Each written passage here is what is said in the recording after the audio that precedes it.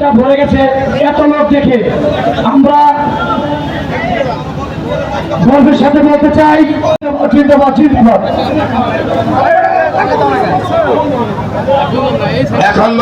এখন সংক্ষিপ্ত বক্তব্য রাখবেন জাতীয়তাবাদী ছাত্রদল শিবচর পৌরসভার সংগ্রামী আহ্বায়ক জনাব শিয়া হোসেন। বিসমিল্লাহির রহমানির রহিম। এখানে যা উপস্থিত হয়েছেন সবাই কি চান আগামী দিনে কামরুজ্জামান মোল্লা শিবচর মালাইপুর আসনে এমপি হবে? সবাই যদি চান হাত উঁচু করেন। জনাব সাইদুজ্জামান ভাই। বিসমিল্লাহির রহমানির রহিম।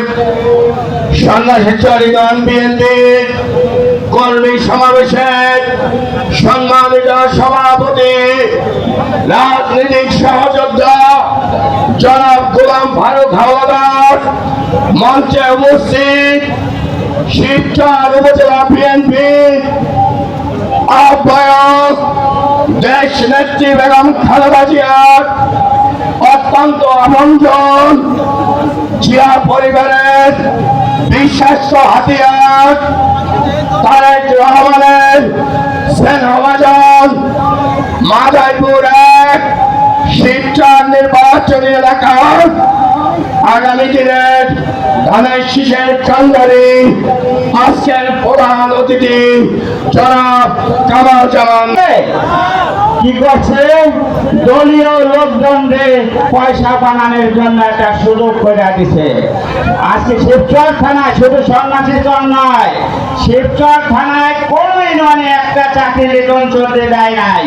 তার বক্তব্য হলো চাকরি দিলে এইগুলি ভালো হয়ে যাইবে, চাকরি দিলে এগুলি তাদের পরিবার আমার কাছে থাকবো না। এইগুলি হলো ষোলো মনের চিন্তা।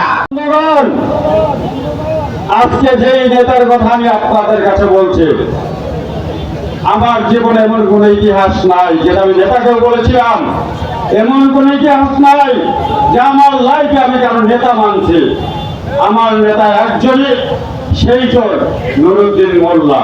ভবিষ্যতে যেভাবে জনসমাবেশ করেছে এই দেশে যে শেখ হাসিনা খুন গম হত্যা নিপীড়ন যেভাবে করেছেন সেটার প্রমাণ করে আজকের এই সন্ন্যাসী দলের জনসমাবেশে মানুষ অন্যায় অত্যাচারকে পছন্দ করে না, জুলুমবাজদেরকে পছন্দ করেন না। এই জন্য মানুষ শিবচরের মানুষ তথা সন্ন্যাসী দলের মানুষ অন্যায়ের বিরুদ্ধে খেপে উঠেছে। তাই এই শিবচরের মানুষ অবশ্যই বিচার হবে। এই পার্টি আমাদের যারা সৃষ্টি করছে তাদেরকে আমরা মুক্তিযোদ্ধাদের মতোই সম্মান করব।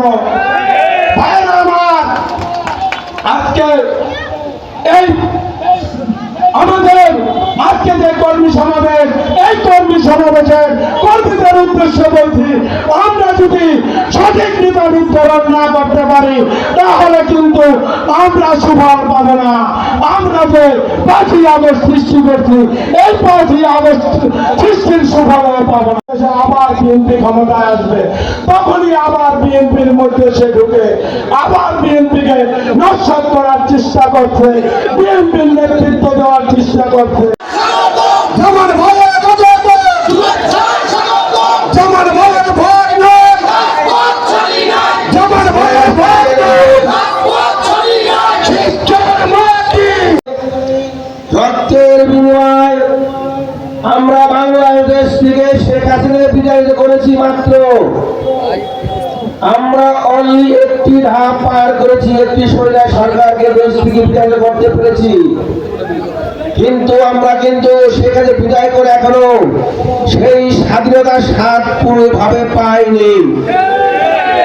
আমাদেরকে আরো 2টি ধাপ পার হতে হবে। সবাইকে সুসংগঠিত ভাবে থেকে সামনে নির্বাচন আদায় করতে হবে। আমি ওয়াদা দিয়ে গেলাম আমার সমস্ত সর্বাধিক সাহায্য থাকবে মসজিদের প্রতি, যা যা করে আমি সাথে থেকে সমস্ত কিছু করবো ইনশাআল্লাহ। যেরকম একটি কুচক্র মহল বাংলাদেশের রাজনীতি নিয়ে, বাংলাদেশ নিয়ে নানাভাবে দেশ বিদেশ দেশের বাইরে থেকে দেশের ভিতরে থেকে সরকার থেকে যেইভাবে কুচক্রি চলতেছে, একটি খারাপ মহল বাংলাদেশের পরিস্থিতিকে নষ্ট করার পায়তারা করতেছে। বাংলাদেশ যেন ভালো হয়ে ঘুরে দাঁড়াতে না পারে সেইভাবে বাধা হয়ে দাঁড়িয়েছে।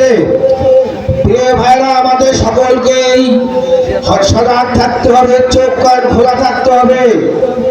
দেশের ভিতরে শেখ হাসিনা পালিয়ে চোর মন্ত্রিসভার কিছু পালিয়েছে, কিছু কিন্তু এখনো বাংলার মাটিতে আছে। আমরা বর্তমান সরকার মিলে তাদেরকে খোঁজা শুরু করেছি মাত্র, কেউ রেহাই পাবে না।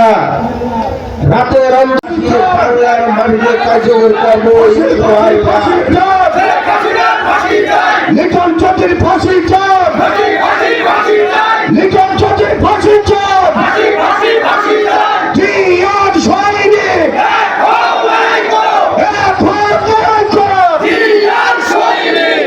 প্রিয় ভাই, সবাইকে অনুরোধ করলাম দাঁড়াইয়ে 1 মিনিট আমরা শহীদ হৃদয় নিরাপদ পালন করেছি। সবাইকে অনুরোধ করলাম, ধন্যবাদ।